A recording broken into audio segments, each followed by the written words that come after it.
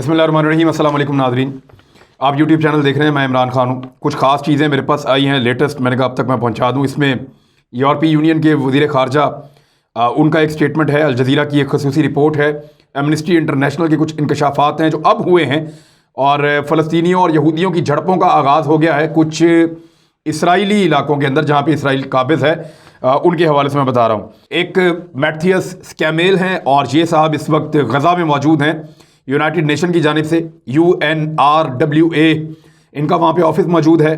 इन्होंने बड़ी अहम इतला जो है वो पहुँचाई है। बारी बारी सारी चीज़ें मैं आपके सामने रख देता हूँ। सबसे पहले तो आप जोसेफ बोरियल का एक ऐलान है वो आप सुन लीजिए। उन्होंने कहा है ट्विटर के ऊपर अपना एक स्टेटमेंट देते हुए, इन view of the on going escalation between Israel and Palestine and the unacceptable number of civilian casualties, I am convening an extraordinary VTC of the European Union Foreign Ministers on Tuesday. We will coordinate and discuss how the European Union can best contribute to end the current violence. ये यूरोपीय union का जो Joseph boreal है ये बड़ा जिदार आदमी है ऐसा लगता है, क्योंकि कई मरतबा इसने अमेरिका के खिलाफ भी स्टेटमेंट दिया है। चाइना और अमेरिका की जब टसल चल रही होती है तो उस पर इसने स्टेटमेंट दिया था। जोसेफ बोरियल नहीं, ये वज़ीर ख़ारजा यूरोपीय यूनियन के हैं। जितने मुल्क यूरोपीय यूनियन के उन्होंने एक यूनियन बनाई हुई है, उसकी भी पूरी एक कैबिनेट है, तो वहाँ ये वज़ीर ख़ारजा है और ये बहुत पढ़े लिखे आदमी हैं, बड़े ज़हीन आदमी हैं। तो इन्होंने ये कहा था कि हमें देखना होगा कि अमेरिका दुनिया को लीड कर रहा है या चाइना, और हमारा मफाद अमेरिका के साथ जाने में है या चाइना के साथ, या हमारा मफाद इन दोनों की लड़ाई में ना आने पर है और हम दोनों के साथ अपना काम जारी रखें। तो इनका बड़ा अच्छा एक मुकालमा था उस दौर में भी। अभी जोसेफ बोरियल ने यह कहा है क्योंकि अमेरिका दबाव डाल रहा है, उसने UN को तो मना कर दिया है और चाइना ने उसके ऊपर बड़ी तनकीद की है उस बात के ऊपर।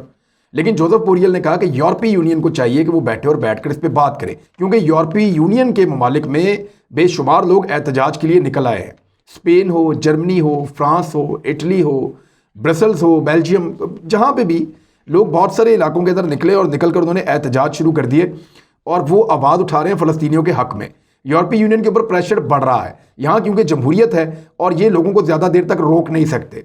फ्रांस जमहूरी मुल्क होने के बावजूद और आज़ादी इजहार राय का सबसे बड़ा क्लेमर होने के बावजूद कि उसका सबसे बड़ा दावा है कि वहाँ पे आज़ादी इजहार राय है। जब फ़लस्तीनियों के हक़ के लिए वहाँ लोग निकले फ्रांस में, तो उन्होंने वाटर कैनन का और आंसू गैस का इस्तेमाल किया उनके खिलाफ और ज़ोर ज़बरदस्ती उनको डिस्पर्स करके वापस उनके घरों में भेजा। फ्रांस में इतना बड़ा मुजाहरा बहुत अरसे के बाद हुआ है, लिहाजा फ्रांस हैरान है कि वहाँ पे इतनी बड़ी आवाज़ है इसराइल के ख़िलाफ़, हालांकि फ्रांस इसराइल का हमायती है, और इतनी बड़ी आवाज़ है फ़लस्तीनियों की हमायत में, हालांकि इसराइल फ़लस्तीनियों का मुखालिफ है। और तुर्की के साथ भी उनका फट्टा इसी बात के ऊपर है, ज़्यादातर यही बात सामने आती है। लिहाजा जोसेफ बोरियल ने ये प्रेशर को भांप लिया और उन्होंने बुला लिया तमाम वज़राए ख़ारजा को जो यूरोपीय यूनियन ममालिक के हैं, और उनको मंगल वाले दिन कॉल किया गया है कि सारे इकट्ठे होकर बैठें और मौजूदा सूरत हाल से निपटने के लिए कोई रास्ता निकालें और ये जंग बंद की जाए। तो एक तो ये प्रेशर वहाँ पे बन रहा है। दूसरा प्रेशर, मुसलमान मुल्क इकट्ठे हुए प्रेशर बनाने में नाकाम रहे। सिर्फ ये कहा कि आलमी बरादरी से कहते हैं मेहरबानी करें और ये जंग और लड़ाई बंद करवाएं, बस इतनी सी बात है जो मुसलमान मुल्कों ने कही है। खुद से हम क्या करेंगे, कोई ऐसा अनाउंसमेंट नहीं है, मुसलमान ये कर नहीं पाए। लेकिन पाकिस्तान और तुर्की कुछ काम कर रहे हैं। पाकिस्तान ने चाइना को रिक्वेस्ट की है और चाइना को इस मामले की हसासियत को समझाया है कि अमेरिका अगर लीड नहीं कर रहा दुनिया को अमन दिलाने के लिए, तो इस वक्त चाइना को लीड करना चाहिए। ये आपका चांस है दुनिया को ये बताने का कि आप एक ताकत के तौर पे यहाँ पे मौजूद हैं और फ्यूचर की सुपर पावर हैं। तो चाइना को कन्विंस किया पाकिस्तान ने, और चाइना ने आगे बढ़ के इसके ऊपर किरदार अदा करना शुरू किया है। जबकि रशिया को तुर्की आगे लेकर आया और तुर्की ने रशिया से कहा कि अब इसराइल को सबक सिखाना होगा और कुछ ना कुछ करके एक बैनुल अक़वामी फोर्स को फ़लस्तीन भेजने का बंदोबस्त किया जाए, ताकि जब तक ये मसला हल नहीं होता फ़लस्तीनियों के ऊपर हर थोड़े अरसे के बाद इसराइल के मुजालिम जो हैं वो बंद किए जा सके। देखिए, इसराइल एक प्लानिंग के तहत करता है, वो हर 5 साल के बाद 6-7 साल के बाद अटैक करता है। होता यह है कि वो मुसलमानों को बहुत कमज़ोर कर देता है, गरीब कर देता है, पीस के रख देता है, इनकी बिल्डिंगें तबाह कर देता है, इनके सोचने समझने की सलाहियत ख़त्म कर देता है। फिर ये दोबारा बेचारे उठते हैं, फिर बिल्डिंगें बनाते हैं, दुनिया से पैसे आते हैं, कुछ खुद कमाते हैं, कुछ करते हैं, फिर अपना दिफाई इंफ्रास्ट्रक्चर थोड़ा करके बनाते हैं। 5-7 साल में जब थोड़े से ताकतवर होते हैं फिर इसराइल एक अटैक करता है और फिर इनको 10 साल पीछे कर देता है। ये बेचारे फिर 5-6 साल के बाद कुछ बनते हैं, इसराइल फिर अटैक करता है ये, और इस अटैक के लिए बाकायदा इसराइल को टाइम दिया जाता है, कभी 50 दिन का, कभी 40 दिन का, कभी 10 दिन का, तो वो इतने में अपना काम निपटा लेता है। लिहाजा इस दफ़ा भी वो उसी फार्मूला के तहत काम कर रहा है। लेकिन चीन और रशिया की स्टेटमेंट्स अगर आती हैं और वो दबाव डालते हैं आलमी इदारों पे और आलमी बरादरी पे, और यूरोपीय यूनियन भी अपना रोल प्ले करता है, तो सिनेरियो तब्दील हो सकता है। पाकिस्तान और तुर्की कोशिश कर रहे हैं, लड़ाई नहीं कर रहे, कर भी नहीं सकते और करेंगे भी नहीं, ये मैं आपको पहले बता रहा हूँ। जब तक कि इसराइल इनके ऊपर हमला ना करे ये कभी नहीं करेंगे। दूसरा, इसराइल कभी मौका ज़ाया नहीं करेगा।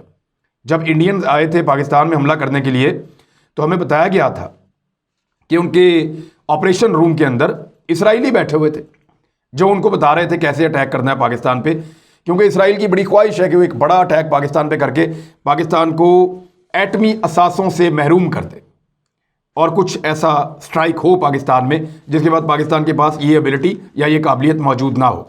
इसी तरह वो ईरान पे भी करते रहते हैं। अब ये तो था जोसेफ बोरियल का स्टेटमेंट। अब आप आ जाए, एक और स्टेटमेंट है। ये स्टेटमेंट दिया है मैटिस स्कैमेल ने, और ये यूनाइटेड नेशन की तरफ से वहाँ पे मौजूद हैं गज़ा में इस वक्त, और उनका जो ट्वीट है वो आप पढ़ लें, आपको आइडिया हो जाएगा। उन्होंने कहा, God help the people of Gaza, अल्लाह गज़ा में रहने वाले लोगों की मदद करे। Over the last 45 minutes the most heavy bombardment near our UNRWA office compound yet. 45 minute पहले से अब तक की सबसे हैवी बम्बारमेंट हो रही है हमारे दफ्तर के करीब। इस वक्त जो हमारे दफ्तर का कंपाउंड है उसके करीब बड़ी खौफनाक बम्बारमेंट हो रही है। ये अक़वाम मुत्तहिदा का नुमाइंदा वहाँ पे कह रहा है। दूसरी जानिब अल जज़ीरा ने एक बड़ी ज़बरदस्त चीज़ रिपोर्ट की है। उन्होंने ये बताया कि मिडल ईस्ट और नॉर्थ अफ्रीका में एमनेस्टी इंटरनेशनल के जो डिप्टी डायरेक्टर हैं उन्होंने एक बात का इंकशाफ किया। उन्होंने अल जज़ीरा को बताया कि एमनेस्टी इंटरनेशनल को 2012 से अब तक फ़लस्तीनी इलाकों में दाखिले से रोके रखा है इसराइल ने, हमें वहाँ जाने नहीं देते।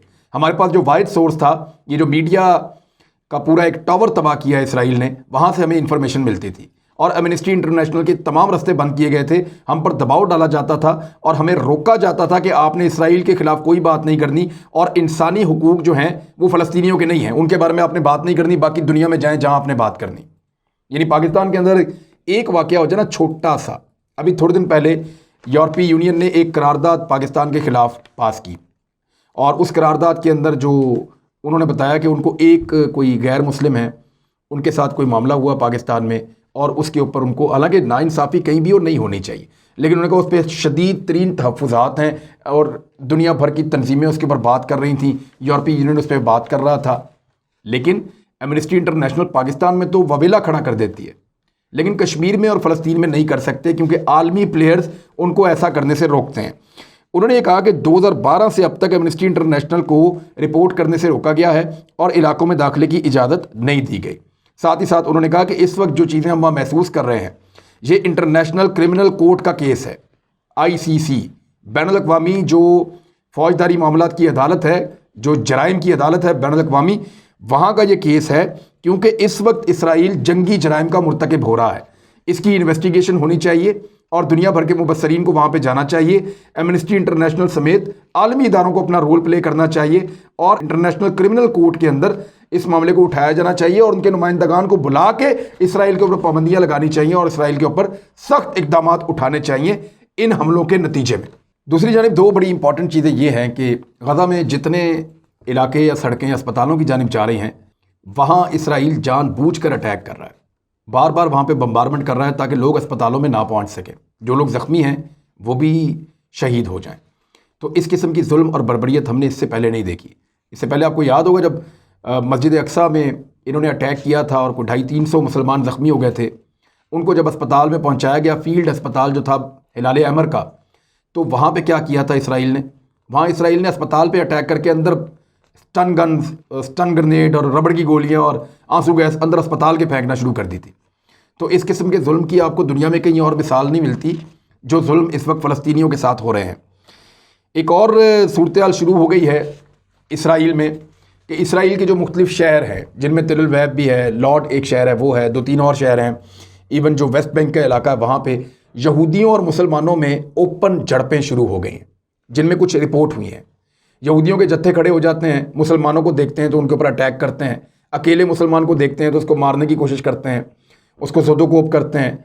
और इसी तरह जहाँ पे मुसलमान हों वहाँ यहूदी उनके काबू आ जाएं तो वो उनको मारते हैं। लेकिन जो पुलिस है या इंतज़ामिया है इसराइल की, वो इसमें जानिबदारी दिखा रही है और ये रिपोर्ट हुई है आलमी मीडिया में। वो ये बता रहे हैं कि जहाँ पे मुसलमानों को यहूदी मार रहे होते हैं पुलिस सिर्फ तमाशा देखती है, लेकिन जहाँ पे मुसलमान यहूदियों को जवाब दें वहाँ पुलिस मुसलमानों को गिरफ्तार करती है और यहूदियों के साथ खड़ी हो जाती है। तो ये उनका कब्ज़ा है वहाँ पे, उन्होंने मकबूजा इलाका बनाया हुआ है, उनका कंट्रोल है। तो वो ताकत जिसकी लाठी उसकी भैंस वाला वहाँ पे हिसाब है, कोई इंसाफ तो है नहीं। और इंसाफ के आलमी इदारे, जितनी इंसानी हकूक़ की तंजीमें हैं, जितना फ्रीडम ऑफ एक्सप्रेशन का नारा लगाने वाले लोग हैं, जितने लोग हमेशा इंसानी हकूक़ का नाम लेकर अमेरिका ने आज तक सारी जंगें शुरू की हैं, लेकिन यहाँ पे कोई इंसानी हकूक़ का नाम नहीं ले रहा। तो ये अजान हम देते रहेंगे, मैं आपको बताता रहूँगा कि क्या हो रहा है, मेरी यही जिम्मेदारी है। लेकिन क्या बतौर पाकिस्तानी हम अपनी जिम्मेदारी पूरी कर रहे हैं? मैंने पिछली वीडियो में भी आपको कहा था कि पूरी दुनिया से छोटे एहतजाज पाकिस्तान में हुए हैं, यानी अंग्रेज़ों ने हमसे बड़े एहतजाज किए, हम तो आवाज़ ही नहीं उठा सके अभी तक। इंतज़ार कर रहा हूँ जब पाकिस्तानी आवाज़ उठाएंगे, वहाँ पहुँचूँगा भी और अपनी ज़िम्मेदारी भी अदा करूँगा और ये अपने प्लेटफॉर्म से आज़ान भी देता रहूँगा, बोलता रहूँगा। अब तक के लिए इतने, अपना ख्याल रखिएगा, अपने इस चैनल का भी। अल्लाह हाफ़िज़।